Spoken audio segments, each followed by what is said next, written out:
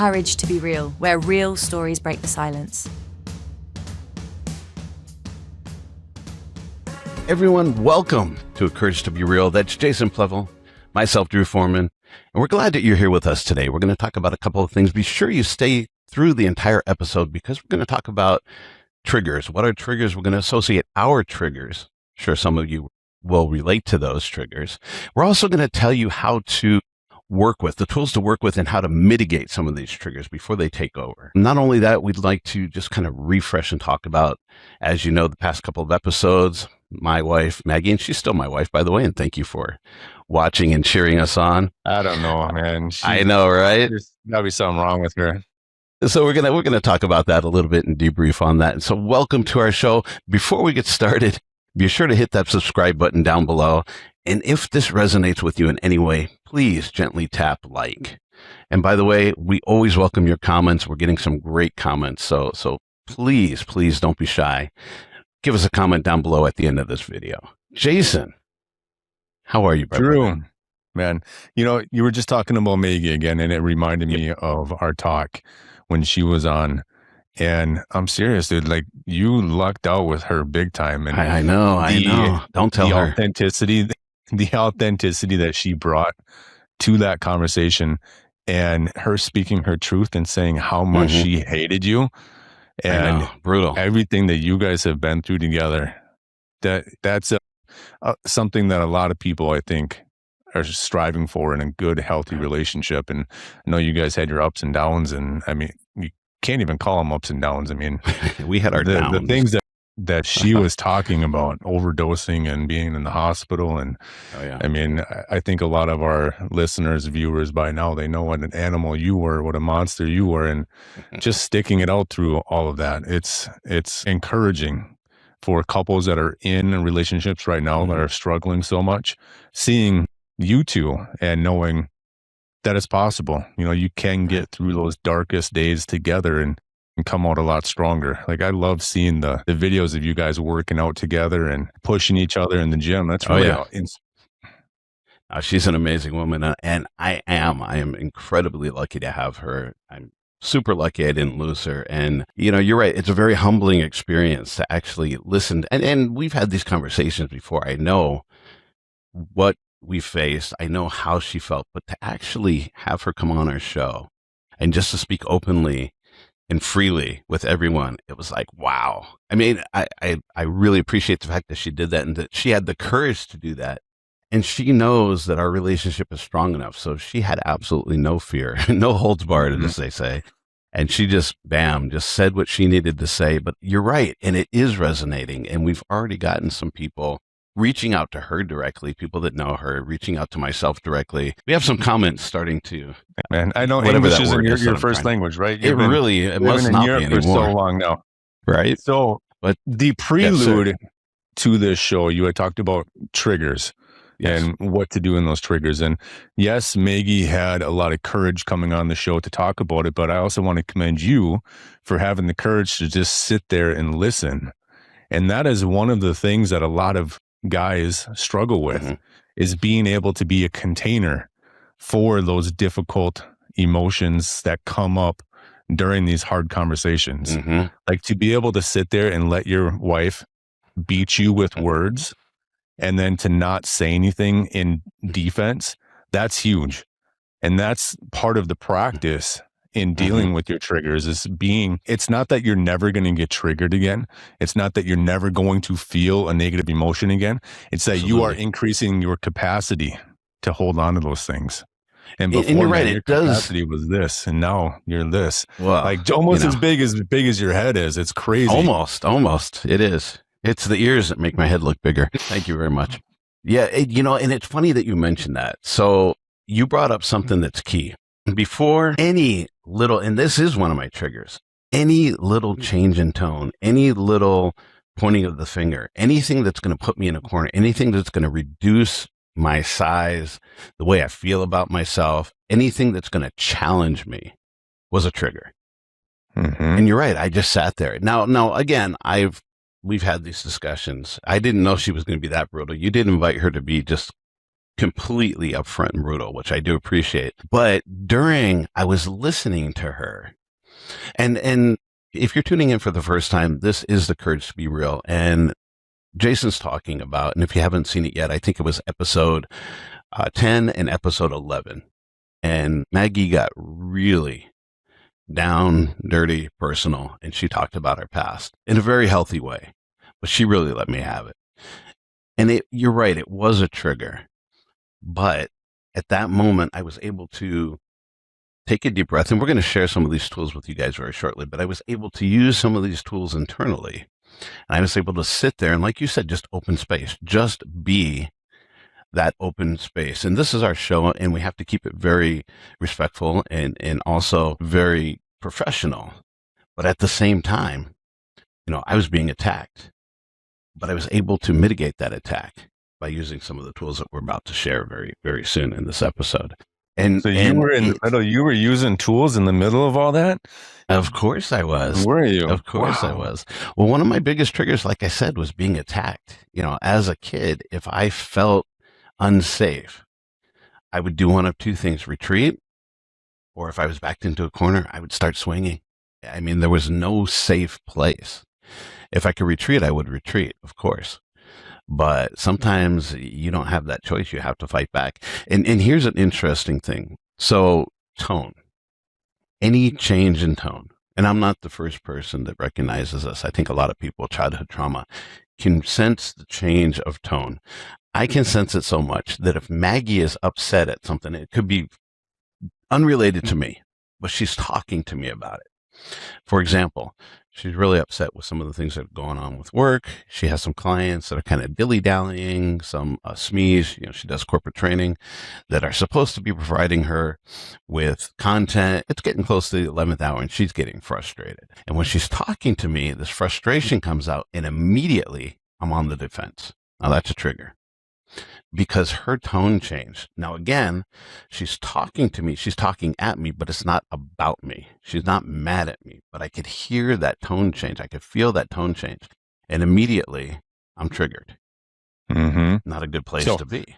Real quick now, Drew, okay? Because there's probably guys listening who are saying, that's me. Yep, I'm going through that in that moment. So I want to ask you, because this is what I would ask a client. I want to say, when was the first time you remember feeling that way? Like not all my life. Yeah.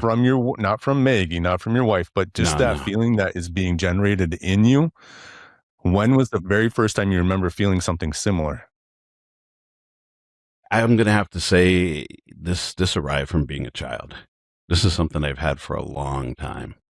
Yeah. And do you have any specifics? Like, do you have a specific memory that you can bring to mind right now? Not on the top of my head. Put you on the spot. Now you're being difficult. I'm always difficult. Did I just trigger you? No, you didn't trigger me. I'll try harder next time. But that is a question that we need to ask ourselves in that moment. Right. If we have a feeling that's being generated in our bodies that we don't like, assess that and go to the root. When was the very first time I remember feeling something similar, like this exact feeling? And if you can pinpoint the exact memory, you need to revisit that memory, and you need to visit what we call our inner child. And you need to reassure him that, hey, just because you're having this moment right now, and you're having these negative emotions come up in you right now, doesn't mean there's anything wrong with you, man. And virtually, like in your mind, you can step into that moment and give him a big hug. Hold him like you wanted to be held. Love him the way that you wanted to be loved. And I know this sounds really like woo-woo-y and too soft and fluffy for a lot of guys who are big and bald and muscular and tatted and pierced, but that's the type of stuff you need to do. And I remember some of the what did you do? You didn't write letters so much as you did video, did you not? Recordings. Yeah. Yeah. There's a good reason why I didn't write letters. I'm a little dyslexic. Just a little bit. Yeah. Writing to me is a little bit painful. But yeah, I did some videos, and videos for me, they got real. And so Jason brings up a good point, and you talk about journaling all the time, actually quite often, right? Journal it, write it down, record it, journal it. Don't forget this moment, just take a couple words. And it's not even just journaling. It's like video recording is good. Talking about it. Good. That worked for me. If you're letting that stuff live inside of you, that's where, it festers and it rots and it eats away at you. You got to get that shit out of your body. Absolutely. And here's another thing that we need to think about. So a couple of things are obvious that trigger us, but sometimes there's little latent triggers, or those triggers that we don't see and we don't hear and we don't feel, but still there's an anxiety or there's a tension just going into the room. And sometimes you need to step back and ask yourself, all right, what's triggering me? Or why am I so tense? Or what's this anxiety? What's bringing it on? Because maybe there's something in the environment or something in the area. And Maggie brought up something, and I'm going to talk about that in just a second, because it's another trigger of mine, or at least it used to be. But if you can take a second, just think to yourself, or like Jason said, maybe reflect to a moment. But even if you're not sure why you're triggered, but you feel that, you feel your heart racing, you feel that tightness in your stomach, you feel that, it starts growing. And guys like me, it's fight or flight. Sometimes I feel like hitting something. I wish I had a big, heavy bag in the house, but I don't. I go to the gym. I work out hard at the gym. But there are some times that just walking around the house and there's just something, and it might even be something out of place. It might be if you step on a Lego, that's going to trigger anybody, but it might just be something that shouldn't be where it is, or something that isn't where it should be, or something and sometimes you can't place your finger on it. Like right now, for those of you that have been watching us, and thank you, by the way, for the past several episodes, you'll notice I have more light in my office right now, and actually it's bothering me. So we're going to do something about that. I'm going to figure out this lighting situation. But if you can identify the trigger, even if you can't, breathe for a moment and ask yourself why. Now, Maggie, like I said, she brought up something that was kind of interesting. She said that just being around kids, and I love kids, by the way. I write children's books. I believe that kids should have a decent, loving, safe environment to grow up in. But for some reason, before I addressed the me, before I could love myself, before I can be the Drew that you guys are seeing now, Drew 2.0, the old Drew would be triggered by kids. The chaos, the noise, the unpredictability, the instability, the whines, the cries, the different changes in voice, tone, the fast movements, didn't matter. I did not want to be around other kids. Now, if I see a kid, I try to keep coloring books or some Ween Cam books, and if their parents are there, it's like I'll hand the book to their parents because I don't want to scare little kids. But I really appreciate seeing little children, the smiles on their faces. But it was a trigger for me. Now, part of it was because of my childhood. I didn't know how to react around kids. That was pent up energy for me. Even if you saw a happy kid, if you saw a crying kid, it didn't matter. And Maggie will even say she still sometimes get a little anxious if we're in a situation, if we're at a restaurant or if we're at a gym and there's some kids kind of running around or doing whatever. She's kind of, here it comes. Mm-hmm. But fortunately, after over a year working with Mr. Jason here, I just breathe through it. Sometimes I laugh. They're just kids. And I just tell myself, that's actually one thing that mitigates that trigger. It's like, Drew, it's just a kid. Let him be a kid, for crying out loud. Yeah. Why do you think you couldn't think like that before? It has to do probably with the fact that I buried my past for over 40 years. And children would unbury that, would remind me that I didn't have that happy-go-lucky or that safe childhood. And so I don't know if it was apprehension. I don't know if it was jealousy. I don't know what the situation was, but it was very unsettling for me to have any of that chaos. Maybe I was afraid for that child because any chaos or any attention I brought to myself was probably going to be dealt with in a negative way. So them creating a little chaos or whatever just increased the anxiety in the room. Whether it's positive chaos or negative chaos, it would just increase the anxiety in the room. And it was a tough one for me. Now I love it. If we go out somewhere, I'll even take Cam to a kids movie and there's a bunch of kids laughing and making noise. And, during the show, they're talking and, blah, blah, blah, the Minions this, the Minions. It's fun. They're just being kids. And I get such a kick out of it. There's part of my life I actually lost because I was triggered so much. And now it's just, man, I love it. Absolutely love it. No, I can't run a daycare, but I absolutely love the situation with a bunch of happy kids around. That's again where the acceptance comes into play. Mm-hmm. And fully accepting that your childhood was what it was. Right. Made you into this badass that you want to know. I try, man. I try. So let's talk about different triggers. Because there's a bunch of them, right? There's industrial triggers, there's noise triggers, there's sunlight in your face triggers, there's the triggers that everybody experiences. You're in the car, you're on the highway, somebody cuts you off. I think that's a trigger that everybody has, right? But how you deal with these triggers. So Jason, before you tell us how to deal with them, give us a couple examples of your triggers that you had to deal with and what you did or what tools that you used that worked the best to mitigate. As soon as you felt that tension, that tightness, that gut feeling, that visceral feeling around your neck, as soon as you felt that, and give us an example of maybe a couple of different triggers. What did you do with each of those triggers, if you don't mind sharing with our viewers? So a lot of my triggers, they all centered around, I would have to say, like intimacy in relationships and the uncertainty that was in relationships. Mm-hmm. So for me, a lot of my uncertainty in my childhood, being raised with an alcoholic father and a mother who just wasn't emotionally stable herself. She was a very codependent woman and relied on us to make her feel good. Mm-hmm. And long story short, that uncertainty in, am I going to be loved the way that I need to be loved? Can I be accepted the way that I need to be accepted?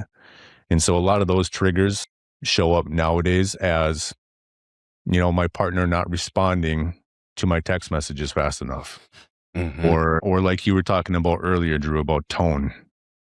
It's like, I hear the words that you're saying, but the way that you're saying them isn't hitting me the way that I need them to right now.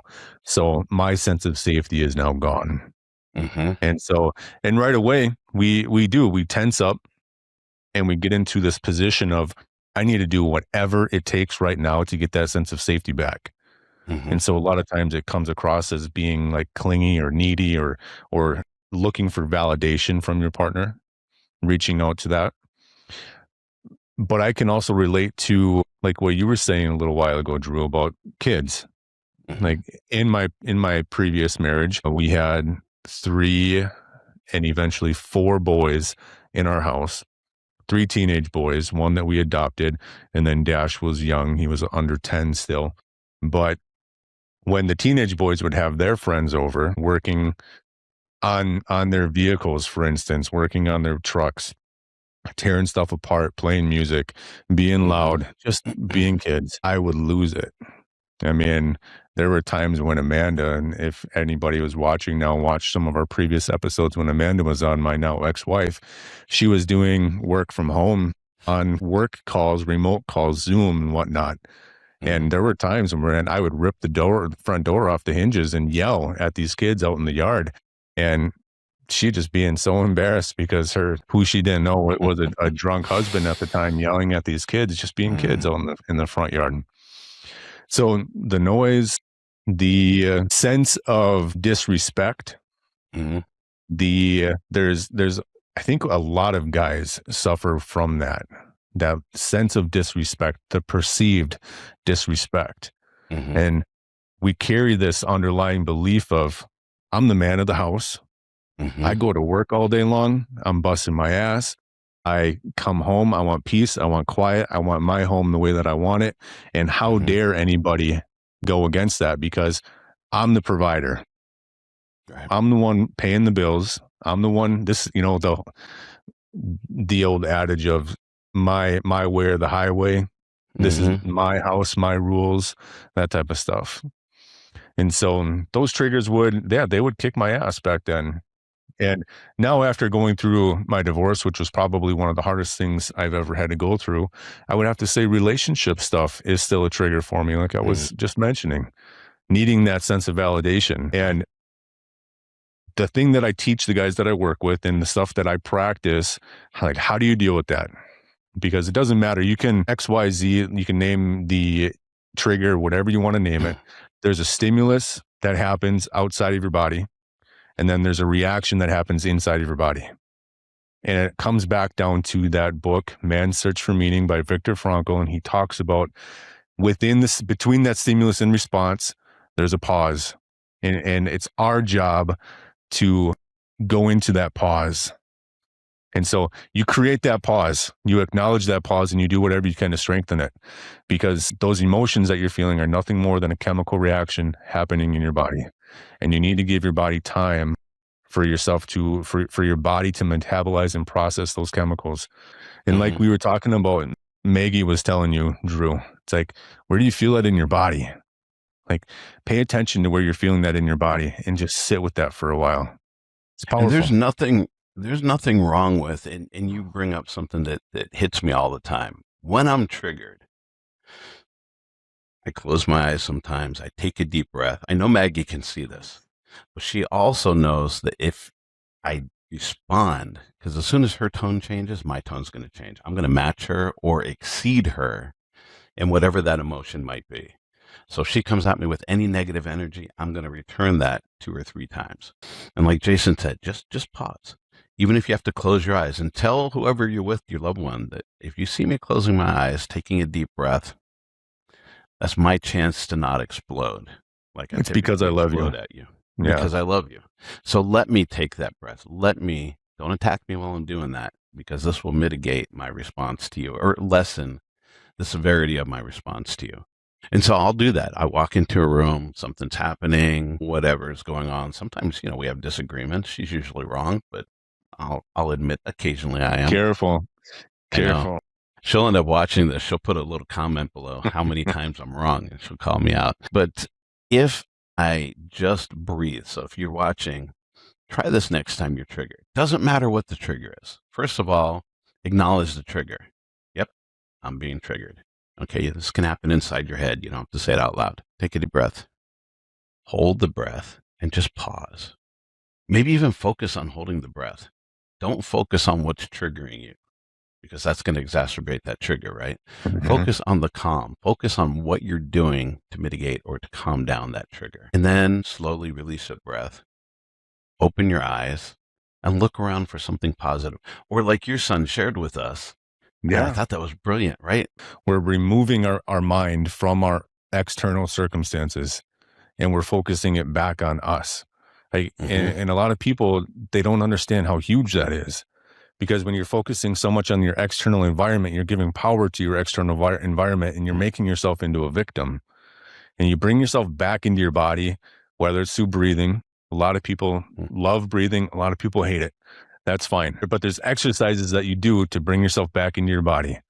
And yeah, what you were talking about, what Dash was doing, it's all about your senses. And it's fun because we turn it into a little bit more of a game. So we start with 5 things that you can see. Okay, so look around the room and give them a color. Pick a color. Like maybe have Maggie or Cam or anybody else that's watching us right now on the Courage to Be Real. Thank you for being here. But if you're experiencing these moments where you're triggered and you don't want to react in a harmful way that's going to impact you, your family, your future, then do these things that we're talking about. Put them into practice. But have somebody pick a color for you. Okay, so red. 5 red things that you can see. Name them out loud so you can actually hear yourself speaking about them. 4 blue things that you can hear. And it doesn't have to be like actually audible. It's like, okay, here, I got my mouse right here. I can hear my mouse. Okay, get crazy, get ridiculous with it. I can hear a book. Right? Very true. 3 green things that you can taste. It's like, stay away if from I wanted boogers. to, yes, no, or don't. It's like, get silly with this stuff. Okay, if I wanted to, a booger's green, I could taste the booger. Yeah, it's like, I don't know, a rotten apple. you know, something like, or there was a good one frog that I shouldn't have we licked. had a frog. There you go. You shouldn't be licking frogs, but you could taste them. And see, Right. now we're laughing. We're getting back into our body and we're having fun with this stuff. There was one that we did the other day with my son, Dash. He's 12, and it was gray. And we were like, name one gray thing that you can lick. And he looks down right at the cat's litter box, and then he turns his head right away. He turns his head away right away. It's like, no, yeah, there you go. And we're both just laughing because we both know what, you know, we were thinking at the same time. Right. It's fun and it's silly, but I think we did, like, on a different episode, squeezing as you're taking a big deep breath and then focusing on the releasing. There's another one where you do squeezing your forearms. A new one that I just started doing is counting down from 100, but every time you say the number 7, you clap. So I did this on a video on my other channel the other day. So, you know, 100, 99, 98, 97, 96, 95, and then 87, right? And then 70. Oh, now you're in the 70s. Oops. So now it's like 77, 76, 7, you know, and then you got to think. But the fact is, you're bringing yourself back into your body, and it's huge. Don't forget to hit subscribe and hit like if this resonates with you, and we will see all of you very soon. Courage to be real, where real stories break the silence.